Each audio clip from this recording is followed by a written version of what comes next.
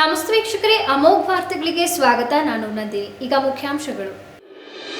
39ನೇ ಕರ್ನಾಟಕ ಕಾರ್ಯನಿರತ ಪತ್ರಕರ್ತರ ಸಮ್ಮೇಳನ ಸಂಪನ್ನ. ತುಮಕೂರಿನಲ್ಲಿ 2 ದಿನಗಳ ಕಾಲ ನಡೆದ ಪತ್ರಕರ್ತರ ಪ್ರಶಸ್ತಿ ಪ್ರದಾನ ಸಮಾರಂಭ. ಕಾರ್ಯಕ್ರಮಕ್ಕೆ ಗಣ್ಯರು ಭಾಗಿ. ಮಲ್ಲಿಪಟ್ಟಣ ಹೋಬಳಿ ಕೆರೆಕಟ್ಟೆಗಳಿಗೆ ನೀರು ತುಂಬಿಸುವ ಗುರಿಯೊಂದಿಗೆ ಕಟ್ಟೆಪುರ ಏತ ನೀರಾವರಿ ಕಾಮಗಾರಿಯನ್ನು ಚುರುಕುಗೊಳಿಸಲಾಗಿದೆ. ಮಾಜಿ ಸಚಿವ ಎ ಮಂಜು ಹೇಳಿಕೆ.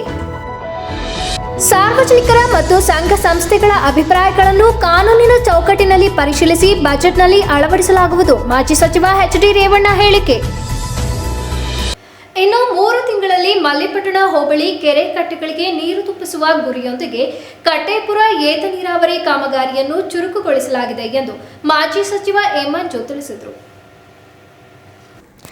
ಏತ ನೀರಾವರಿಯ ಕಟ್ಟಡ ಕಾಮಗಾರಿಯನ್ನು ವೀಕ್ಷಿಸಿ ಮಾತನಾಡಿದ ಅವರು, 199 ಕೋಟಿ ವೆಚ್ಚದಲ್ಲಿ ನಿರ್ಮಾಣವಾಗುತ್ತಿರುವ ಏತ ನೀರಾವರಿ ಕಾಮಗಾರಿ ವಿಳಂಬವಾಗುತ್ತಿರುವ ಹಿನ್ನೆಲೆಯಲ್ಲಿ ಸದನದಲ್ಲಿ ಪ್ರಶ್ನಿಸಿ ಕಾಮಗಾರಿಗೆ ಬೇಕಾಗಿರುವ ಅನುದಾನ ಬಿಡುಗಡೆಗೊಳಿಸಿ ಜಾಕ್ವೆಲ್ ಕಟ್ಟಡ ನಿರ್ಮಾಣದ ಕಾರ್ಯಕ್ಕೆ ಚಾಲನೆ ನೀಡಲಾಗಿದೆ. ಈ ಯೋಜನೆಯಿಂದ ತಾಲೂಕಿನ 150 ಕೆರೆ ಹಾಗೂ 50 ಕಟ್ಟೆಗಳಿಗೆ ನೀರು ತುಂಬಿಸಿ ಅಂತರ್ಜಲ ವೃದ್ಧಿಸುವ ಯೋಜನೆಯಾಗಿದೆ. ಈಗಾಗಲೇ ಯೋಜನೆಗೆ ಭೂಮಿ ಕಳೆದುಕೊಂಡ ರೈತರಿಗೆ 9 ಕೋಟಿ ರೂಪಾಯಿಗಳನ್ನು ಪರಿಹಾರ ಹಣವನ್ನು ಒದಗಿಸಲಾಗಿದೆ ಎಂದು ತಿಳಿಸಿದರು. ಕಾಲದಲ್ಲಿ ಭಾರಿ ಪ್ರಮುಖವಾಗಿ ಇದನ್ನ ಕೆರೆಗಳನ್ನು ತುಂಬಿಸ್ಕೊಂಡ್ರೆ ಇದು ಮಲ್ಪಟ್ನ, ಕೊಣ್ಣೂರು, ದೊಡ್ಡಮಗ್ಗೆ 3 ಹೋಬಳಿಗಳಿಗೆ ಇದು ಫಸ್ಟ್ ಸ್ಟೇಜಲ್ಲಿ ಅನುಕೂಲ ಆಗುವಂಥ ಒಂದು ಭಾರಿ ಉಪಯುಕ್ತವಾದಂಥ ಒಂದು ಲಿಫ್ಟಿಗೇಷನ್. ಇದು ಬ್ಯಾಕ್ ವಾಟರ್ಸ್ ಆಫ್ ಹೇಮಾವತಿ, ಈ ಕಟ್ಟೆಪುರ ಹಿನ್ನೀರಿಂದ ಏನಿದೆ ಅಲ್ಲಿಂದ ತೆಗಿತಾ ಇರ್ತಕ್ಕಂಥದ್ದು.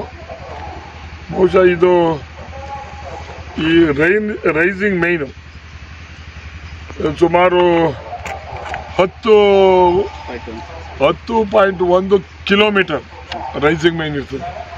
ಅದಾದಮೇಲೆ ಅಲ್ಲಿಂದ ಟ್ಯಾಂಕ್ ಹೋಗಿ ಅಲ್ಲಿಂದ ಡಿಸ್ಟ್ರಿಬ್ಯೂಷನ್ನು 78 ಕಿಲೋಮೀಟ್ರ್ ಡಿಸ್ಟ್ರಿಬ್ಯೂಷನ್ನು ಎಲ್ಲ ಕೆರೆಗಳಿಗೂ ಭೂಮಿ ಒಳಗಡೆ ಹೋಗಿ ಯಾರಿಗೂ ಅದು ಇದೇನಾಗಲ್ಲ.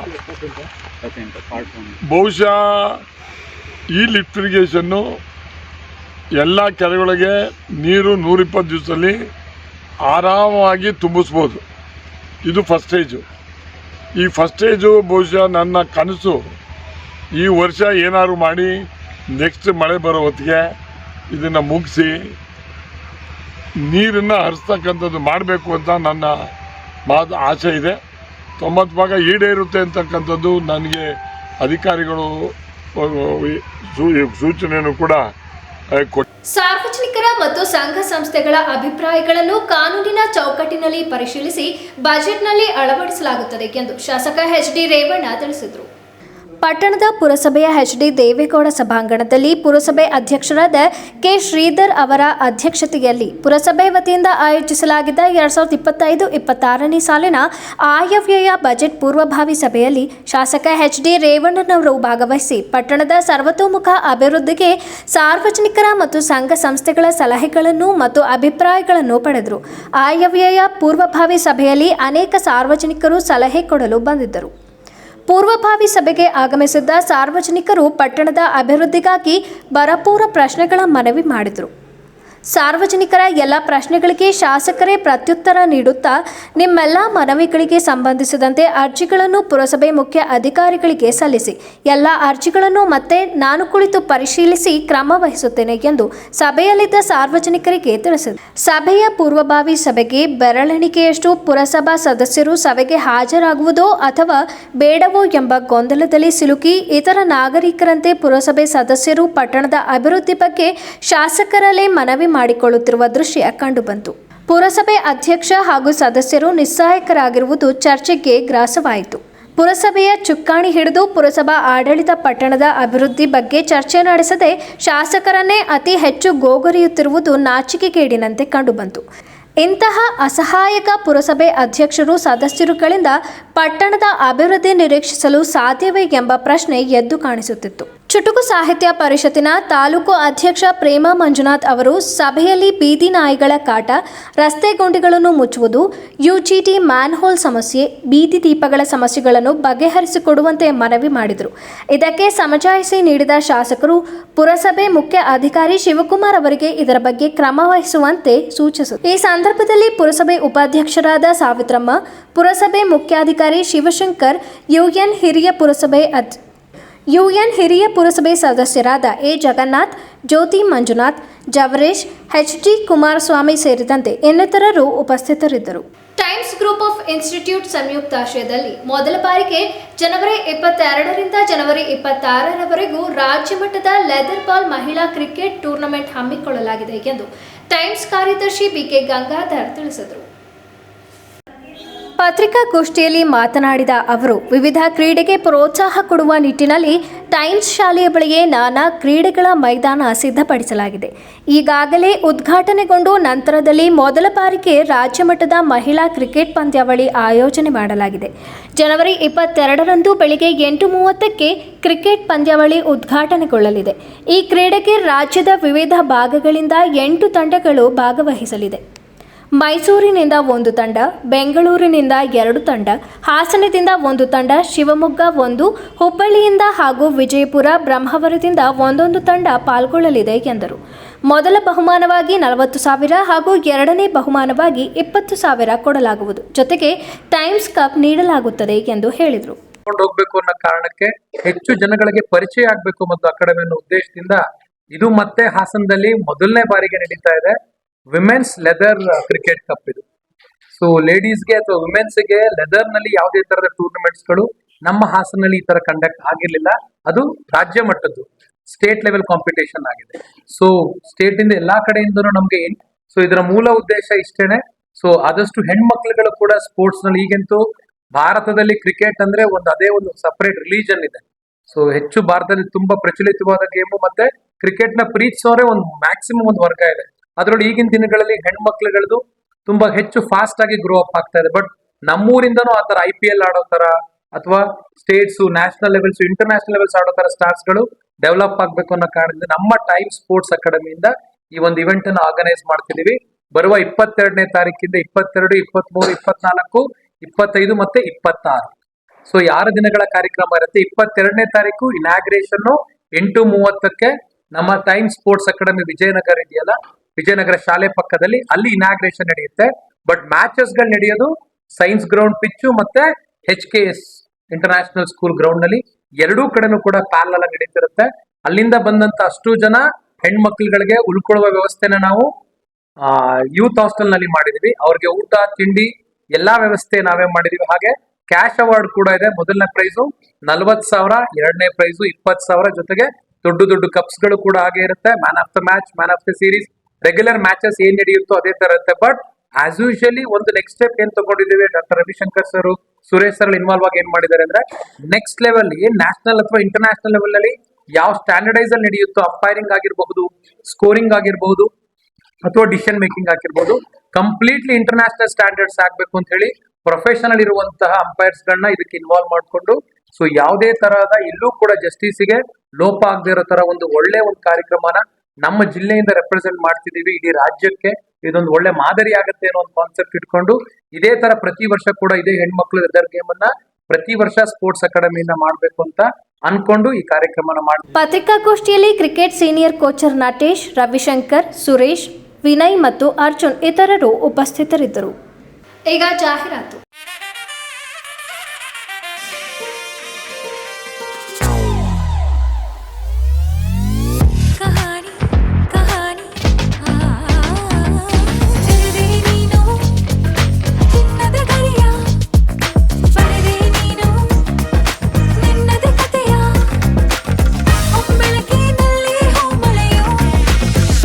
Celebrating the brides of now. Kahani Bridal Stories by Bhima.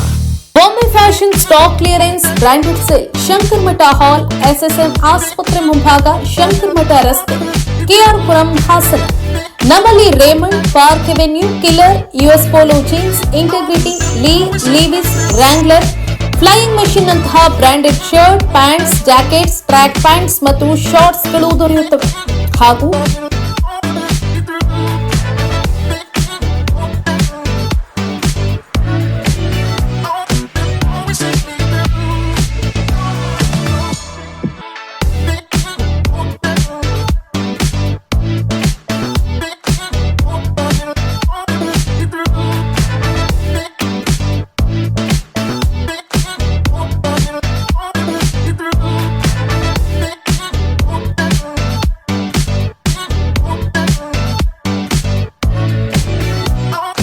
Puma, ride, ಕ್ರಾಕ್ಸ್ ನಂತಹ ಆಕರ್ಷಕವಾದ ಪಾದರಕ್ಷೆಗಳು ಲಭ್ಯ ಇದ್ದು, ಲೇಡೀಸ್ ಟಾಪ್ಸ್, ಲೆಗಿಂಗ್ಸ್ ಮತ್ತು ಜೀನ್ಸ್ಗಳು ರಿಯಾಯಿತಿ ದರದಲ್ಲಿ ಮಾರಾಟ ಮಾಡಲಾಗ್ತಾ ಇದೆ.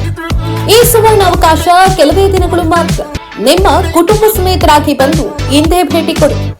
ನಿಮಗಿಷ್ಟವಾದ ಅತ್ಯಾಕರ್ಷಕವಾದ ರೆಡಿಮೇಡ್ ಕ್ಲಾತ್ ಮತ್ತು ಪಾದರಕ್ಷೆಗಳನ್ನು ಖರೀದಿಸಿ. ಸ್ಥಳ: Bombay fashion stock clearance branded sale, Shankar ಮಠ ಹಾಲ್, ಎಸ್ಎಸ್ಎಂ ಆಸ್ಪತ್ರೆ ಮುಂಭಾಗ, ಶಂಕರ್ ಮಠ ರಸ್ತೆ, ಕೆಆರ್ಪುರಂ, ಹಾಸನ.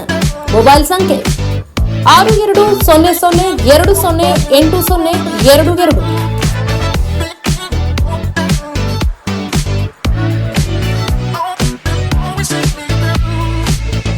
ದಿ ಕನ್ಸ್, ಹಾಸನದ ಆಭರಣ ಪ್ರಿಯರ ಅಚ್ಚುಮೆಚ್ಚಿನ exclusive gold and diamond showroom.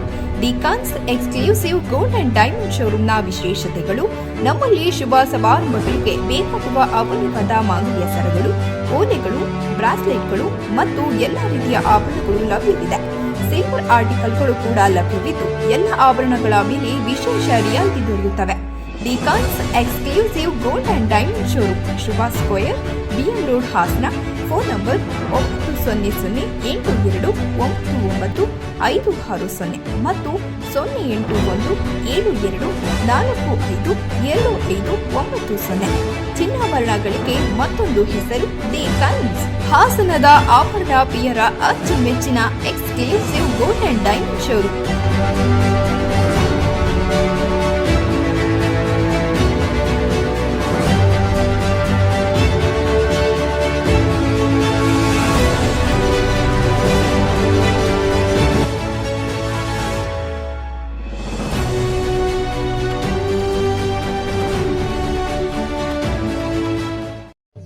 ರಾಜ್ಯದ ಪ್ರತಿಷ್ಠಿತ ಸೇವಾ ಸಂಸ್ಥೆಗಳಲ್ಲಿ ಒಂದಾದ ರಾಷ್ಟ್ರೋತ್ಥಾನ ಪರಿಷತ್ ಭಾರತೀಯ ಜ್ಞಾನ ಪರಂಪರೆ, ನೈಜ ಇತಿಹಾಸ, ಸಂಸ್ಕೃತಿ, ಜೀವನ ಪದ್ಧತಿ ಪ್ರತಿಬಿಂಬಿಸುವ ಸಿಬಿಎಸ್ಇ ಪಠ್ಯಕ್ರಮದ 16 ವಿದ್ಯಾಕೇಂದ್ರಗಳನ್ನು ರಾಜ್ಯದ ವಿವಿಧ ಭಾಗಗಳಲ್ಲಿ ನಡೆಸುತ್ತಿದೆ. ಈ ಶಾಲೆಗಳಲ್ಲಿ ವಿದ್ಯಾರ್ಥಿಗಳ ಸರ್ವಾಂಗೀಣ ವಿಕಾಸಕ್ಕಾಗಿ ಪಂಚಮುಖಿ ಶಿಕ್ಷಣ ಎನ್ನುವ ವಿಶಿಷ್ಟ ಕಲಿಕಾ ಪದ್ಧತಿಯನ್ನು ಅನುಷ್ಠಾನಗೊಳಿಸಲಾಗಿದೆ.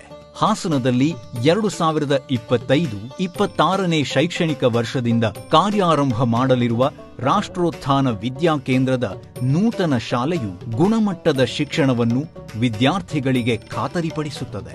ಬನ್ನಿ, ನಿಮ್ಮ ಮಗುವನ್ನು ಹಾಸನದ ರಾಷ್ಟ್ರೋತ್ಥಾನ ವಿದ್ಯಾಕೇಂದ್ರದಲ್ಲಿ ನೋಂದಾಯಿಸಿ. ಭಾರತೀಯತೆಯ ಸ್ಪರ್ಶದೊಂದಿಗೆ ಗುಣಮಟ್ಟದ ಶಿಕ್ಷಣವನ್ನು ಪಡೆಯುವ ಅವಕಾಶವನ್ನು ನಿಮ್ಮ ಮಗುವಿಗೆ ಕಲ್ಪಿಸಿ.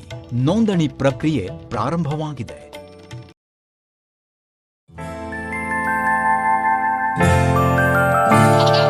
ನಗುವಿರಲಿ ಮನೆಯಲ್ಲಿ, ಮಗುವಿರಲಿ ಮಡಿಲಲ್ಲಿ, ತುಂಬಿರಲಿ ಸಂತಸ ಎಲ್ಲೆಲ್ಲೂ.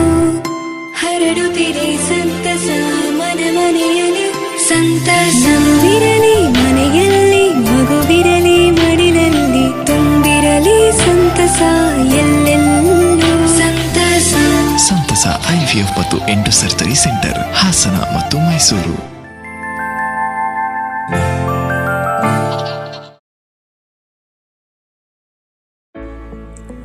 D home furniture and interior, ಹಾಸನದ ಅತಿ ದೊಡ್ಡ ಫರ್ನಿಚರ್ ಶೋರೂಮ್. ನಿಮ್ಮ ಕನಸಿನ ಮನೆಯ ಅಂದವನ್ನ ಹೆಚ್ಚಿಸಲು ಹಾಗೂ ಆರಾಮದಾಯಕ ಪೀಠೋಪಕರಣಗಳು ಉತ್ಕೃಷ್ಟ ಗುಣಮಟ್ಟದಲ್ಲಿ ಲಭ್ಯ. ವಿವಿಧ ವಿನ್ಯಾಸದ ಡೈನಿಂಗ್ ಟೇಬಲ್ಗಳು, ಮ್ಯಾಟ್ರೆಸ್ಗಳು, corner sofa, recliner sofa, wooden sofa, ಹಲವು ಮಾದರಿಯ ಕಾಟ್ಗಳು, ವಾರ್ಡ್ರೋಬ್ಗಳು, ಡ್ರೆಸ್ಸಿಂಗ್ ಟೇಬಲ್ಗಳು, ಇನ್ನು ಹಲವಾರು ವೆರೈಟಿಯ ಫರ್ನಿಚರ್ಗಳು ದೊರೆಯುತ್ತವೆ. ಭೇಟಿ ಕೊಡಿ. D home furniture and interior opposite district stadium Salugame road Hassan.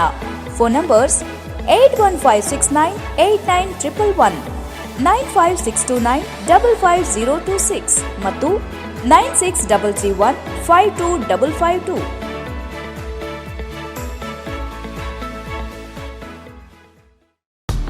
Gomti Kalyana Mantapa 12 ವಸಂತಗಳನ್ನು ಪೂರೈಸಿ 13ನೇ ವರ್ಷಕ್ಕೆ ಪಾದಾರ್ಪಣೆ ಮಾಡುತ್ತಿರುವ ಗೋಮತಿ ಕಲ್ಯಾಣ ಮಂಟಪವನ್ನು ಹೊಚ್ಚ ಹೊಸ ರೂಪದಲ್ಲಿ ನಿಮ್ಮ ಮುಂದೆ ಪ್ರಸ್ತುತಪಡಿಸುತ್ತಿದ್ದೇವೆ. ಅತ್ಯಾಧುನಿಕವಾಗಿ ನವೀಕರಣಗೊಂಡ ಕಲ್ಯಾಣ ಮಂಟಪದಲ್ಲಿ 1500 ಜನರು ಪಾಲ್ಗೊಳ್ಳಬಹುದಾದ ಬ್ಯಾಂಕ್ವೆಟ್ ಹಾಲ್, 700 ಜನರು ಊಟ ಮಾಡಬಹುದಾದ ಡೈನಿಂಗ್ ಹಾಲ್ ಇದ್ದು, ಮದುವೆ, ಬೀಗರ ಔತಣ, ನಾಮಕರಣ ಮತ್ತು ಎಲ್ಲ ಶುಭ ಸಮಾರಂಭಗಳಿಗೆ ಸಸ್ಯಾಹಾರಿ ಮತ್ತು ಮಾಂಸಾಹಾರಿ ಔತಣಗಳಿಗೆ ಹಾಲ್ ಅನ್ನು ನೀಡಲಾಗುತ್ತದೆ. 4 ಎಕರೆಗೂ ಅಧಿಕ ಜಾಗದಲ್ಲಿ ವಾಹನಗಳಿಗೆ ಉತ್ತಮವಾದ ಪಾರ್ಕಿಂಗ್ ವ್ಯವಸ್ಥೆ ಸಹ ಲಭ್ಯವಿದೆ. ನಿಮ್ಮ ಕುಟುಂಬದ ಸುಂದರ ಕಾರ್ಯಕ್ರಮಗಳನ್ನು ಅತ್ಯುತ್ತಮ ಕ್ಷಣಗಳನ್ನಾಗಿ ಮಾರ್ಪಾಡಾಗಿಸಲು ಒಂದು ಒಳ್ಳೆಯ ಜಾಗ, ಅದುವೇ ನಮ್ಮ ಗೋಮತಿ ಕಲ್ಯಾಣ ಮಂಟಪ. ಗೋಮತಿ ಕಲ್ಯಾಣ ಮಂಟಪ ಕೋರ್ಟ್ ಹೊಸ ಬಸ್ ನಿಲ್ದಾಣದ ಹತ್ತಿರ, ಚನ್ನಪಟ್ಟಣ ಬಡಾವಣೆ, ಹೊಳೆನರಸೀಪುರ ರಸ್ತೆ, ಹಾಸನ. ಬುಕಿಂಗ್ ಹಾಗೂ ಹೆಚ್ಚಿನ ಮಾಹಿತಿಗಾಗಿ ಸಂಪರ್ಕಿಸಿ 9448427261, 8970568666. ಮತ್ತೊಮ್ಮೆ ಅಮೋಘ ವಾರ್ತೆಗಳಿಗೆ ಸ್ವಾಗತ. ರಸ್ತೆ ಅಪಘಾತದಲ್ಲಿ ತೀವ್ರವಾಗಿ ಗಾಯಗೊಂಡು ಮೆದುಳು ನಿಷ್ಕ್ರಿಯಗೊಂಡಿದ್ದ ಮಹಿಳೆಯೋರ್ವರ ಅಂಗಾಂಗಗಳನ್ನು ದಾನ ಮಾಡುವ ಮೂಲಕ ಆಕೆಯ ಕುಟುಂಬದ ಸದಸ್ಯರು ನೋವಿನಲ್ಲೂ ಸಾರ್ಥಕತೆ ಮೆರೆದು ಮಾದರಿಯಾಗಿದ್ದಾರೆ. ಚನ್ನರಾಯಪಟ್ಟಣ ತಾಲೂಕು ಹೊನ್ನಶೆಟ್ಟಿಹಳ್ಳಿ ನಿವಾಸಿ ಎಚ್.ಎಸ್. ರಮ್ಯಾ ಜನವರಿ 9ರಂದು ತಮ್ಮ ಪತಿ ಮಂಜೇಗೌಡರ ಜತೆಯಲ್ಲಿ ಬೈಕ್ನಲ್ಲಿ ಹಿರಿಸಾವೆ ಹೋಬಳಿ ಕಾವಲುಬಾರ ಗ್ರಾಮದಲ್ಲಿ ಹೋಗುತ್ತಿದ್ದಾಗ ಹಿಂಬದಿಯಿಂದ ಬಂದ ಬೇರೊಂದು ಬೈಕ್ ಡಿಕ್ಕಿ ಹೊಡೆದು ಸಂಭವಿಸಿದ ಅಪಘಾತದಲ್ಲಿ ತಲೆಗೆ ತೀವ್ರ ಗಾಯವಾಗಿತ್ತು.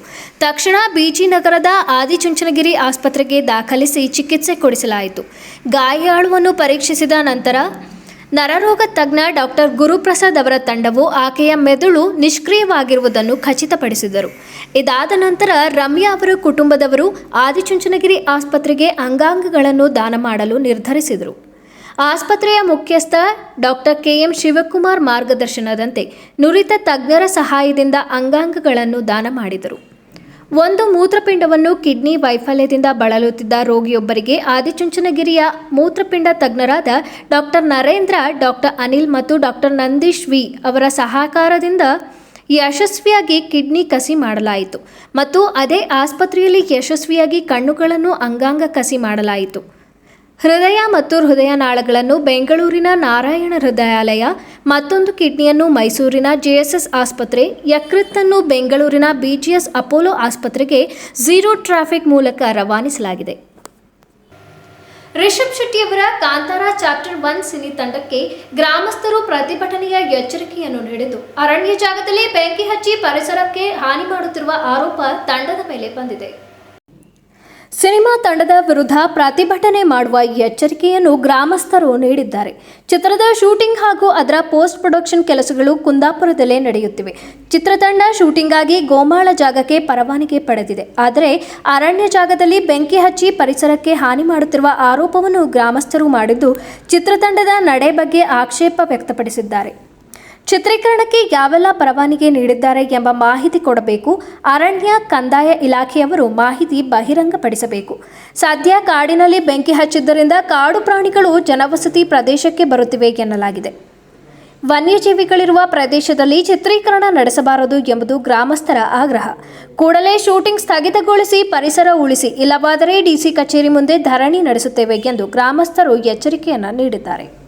ಸಕಲೇಶಪುರ ತಾಲೂಕು ಹೇರೂರು ಗ್ರಾಮದ ಗವಿಗುಡ್ಡ ಗ್ರಾಮದಲ್ಲಿ ಇತ್ತೀಚೆಗೆ ಕಾಂತಾರ ಚಿತ್ರೀಕರಣ ಭಾಗ 2 ನಿರ್ಮಾಣ ಮಾಡ್ತಿದ್ದು, ಚಿತ್ರೀಕರಣಕ್ಕೆ ಅನುಮತಿಯನ್ನು ಪಡೆಯುವಾಗ ಇವರು ಗ್ರಾಮದ ಗೋಮಾಳಕ್ಕೆ ಅನುಮತಿಯನ್ನು ಪಡೆದು ಅರಣ್ಯ ಪ್ರದೇಶದಲ್ಲಿ ಚಿತ್ರೀಕರಣ ಮಾಡ್ತಿರೋದ್ರಿಂದ ಅಲ್ಲಿ ವಾಸ ಮಾಡ್ತಿರುವಂಥ ಪ್ರಾಣಿಗಳಿಗೆ, ಆನೆ ಇರ್ಬೋದು, ಜಿಂಕೆಗಳಿರ್ಬೋದು, ಕಾಡು ಮೊಲ ಇರ್ಬೋದು, ಪಕ್ಷಿ ಪ್ರಾಣಿಗಳಿಗೆ ಶಬ್ದ ಮಾಲಿನ್ಯ ಆಗೋದ್ರ ಮೂಲಕ ಆ ಭಾಗದಿಂದ ವಲಸೆ ಹೋಗುವಂಥ ಸ್ಥಿತಿ ನಿರ್ಮಾಣವಾಗಿ ಈಗಾಗಲೇ ಊರನ್ನು ಭಾಗದ ಕೆಲವು ಭಾಗಗಳಿಗೆ ಆ ಕಾಡಾನೆಗಳು, ಪಕ್ಷಿಗಳು ದಾಳಿಯನ್ನು ಮಾಡ್ತಿದ್ದು, ರೈತರು ಬೆಳೆದಂಥ ಭತ್ತ, ಕಾಫಿ, ಏಲಕ್ಕಿ, ಬಾಳೆ ಇತರೆಗೆ ಹಾನಿ ಆಗ್ತಾ ಇದೆ. ಹೀಗಾಗಿ ಆ ಭಾಗದ ರೈತರು ಆತಂಕದಲ್ಲಿದ್ದಾರೆ. ಪರಿಸರಕ್ಕೆ ಹಾನಿ ಆಗ್ತಾ ಇದೆ. ಆ ಭಾಗದಲ್ಲಿ ಇವರು ಚಿತ್ರೀಕರಣ ಮಾಡುವ ಸಂದರ್ಭದಲ್ಲಿ ಮದ್ದುಗುಂಡುಗಳನ್ನು ಬಳಸೋದ್ರ ಮೂಲಕ, ಹೆಚ್ಚು ಫೋಕಸ್ಸು ಬೀಳುವಂಥ ಲೈಟ್ಗಳನ್ನು ಬಳಸೋದ್ರ ಮೂಲಕ, JCBಗಳನ್ನು ಬಳಸೋದ್ರ ಮೂಲಕ, ಕಾಡು ಮರಗಳನ್ನು ಕಡಿಯೋದ್ರ ಮೂಲಕ ಪರಿಸರವನ್ನು ಹಾನಿ ಮಾಡ್ತಿರೋದ್ರಿಂದ ಈ ಚಿತ್ರೀಕರಣದಿಂದ ಸಾರ್ವಜನಿಕರಿಗೆ, ಪರಿಸರಕ್ಕೆ ತೊಂದರೆ ಆಗ್ತಿದ್ದು, ಇತ್ತೀಚೆಗೆ ಸುಪ್ರೀಂ ಕೋರ್ಟ್ನಲ್ಲಿ ಪರಿಸರಕ್ಕೆ ಯಾವುದೇ ರೀತಿಯ ಹಾನಿ ಆಗದಂತೆ ಅಧಿಕಾರಿಗಳು ಕ್ರಮವನ್ನು ವಹಿಸಬೇಕು, ಮರಗಳನ್ನು ಬೆಳೆಸಬೇಕು ಅಂತ ಹೇಳಿ ಆದೇಶವನ್ನು ಹೊರಡಿಸಿದೆ. ಯಾವುದೇ ಪರಿಸರಕ್ಕೆ ಹಾನಿ ಮಾಡಿದಂತೆ ಅಂಥವ್ರ ಮೇಲೆ ಶಿಸ್ತು ಕ್ರಮವನ್ನು ಕೈಗೊಳ್ಳಬೇಕು ಅಂತ ಹೇಳಿ ಆದೇಶವಿದ್ದರೂ ಕೂಡ ಅಧಿಕಾರಿ ವರ್ಗದವರು ನಿರ್ಲಕ್ಷ್ಯತೆ ವಹಿಸ್ತಿರೋಂಥದ್ದು ಮೌನ ಸಂಗತಿಯಾಗಿದೆ. ಹಾಗಾಗಿ ಕೂಡಲೇ ಈ ಚಿತ್ರೀಕರಣವನ್ನು ಬೇರೆ ಕಡೆ ಸ್ಥಳಾಂತರಿಸಿ ಇವರಿಗೆ ಉಪಯೋಗ ಆಗುವಂಥ ಅವರ ಸ್ಟುಡಿಯೋಗಳಲ್ಲಿ ಚಿತ್ರೀಕರಿಸಬೇಕು, ಅಥವಾ ಬಯಲುಸೀಮೆಯಲ್ಲಿ ಯಾವುದೇ ಪರಿಸರಕ್ಕೆ ಹಾನಿ ಆಗದ ರೀತಿ ಚಿತ್ರೀಕರಣವನ್ನು ಮಾಡಿಕೊಳ್ಬೇಕು. ಕೂಡಲೇ ಇದನ್ನು ಕ್ರಮವಹಿಸ್ಕೊಳ್ಬೇಕು. ಒಂದು ವೇಳೆ ಕ್ರಮವನ್ನು ವಹಿಸದೇ ಇದ್ದರೆ ಉಚ್ಚ ನ್ಯಾಯಾಲಯದಲ್ಲಿ ಇವರ ಮೇಲೆ ದಾವವನ್ನು ಹೂಡಬೇಕಾಗ್ತದೆ ಅಂತ.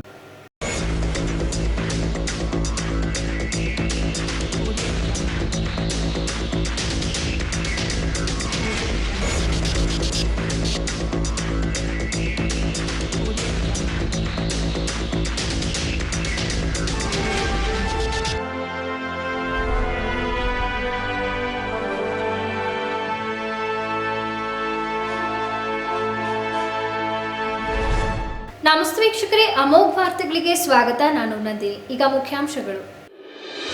39ನೇ ಕರ್ನಾಟಕ ಕಾರ್ಯನಿರತ ಪತ್ರಕರ್ತರ ಸಮ್ಮೇಳನ ಸಂಪನ್ನ. ತುಮಕೂರಿನಲ್ಲಿ 2 ದಿನಗಳ ಕಾಲ ನಡೆದ ಪತ್ರಕರ್ತರ ಪ್ರಶಸ್ತಿ ಪ್ರದಾನ ಸಮಾರಂಭ. ಕಾರ್ಯಕ್ರಮಕ್ಕೆ ಗಣ್ಯರು ಭಾಗಿ. ಮಲ್ಲಿಪಟ್ಟಣ ಹೋಬಳಿ ಕೆರೆಕಟ್ಟೆಗಳಿಗೆ ನೀರು ತುಂಬಿಸುವ ಗುರಿಯೊಂದಿಗೆ ಕಟ್ಟೇಪುರ ಏತ ನೀರಾವರಿ ಕಾಮಗಾರಿಯನ್ನು ಚುರುಕುಗೊಳಿಸಲಾಗಿದೆ. ಮಾಜಿ ಸಚಿವ ಎ ಮಂಜು ಹೇಳಿಕೆ. ಸಾರ್ವಜನಿಕರ ಮತ್ತು ಸಂಘ ಸಂಸ್ಥೆಗಳ ಅಭಿಪ್ರಾಯಗಳನ್ನು ಕಾನೂನಿನ ಚೌಕಟ್ಟಿನಲ್ಲಿ ಪರಿಶೀಲಿಸಿ ಬಜೆಟ್ನಲ್ಲಿ ಅಳವಡಿಸಲಾಗುವುದು. ಮಾಜಿ ಸಚಿವ HD ರೇವಣ್ಣ ಹೇಳಿಕೆ.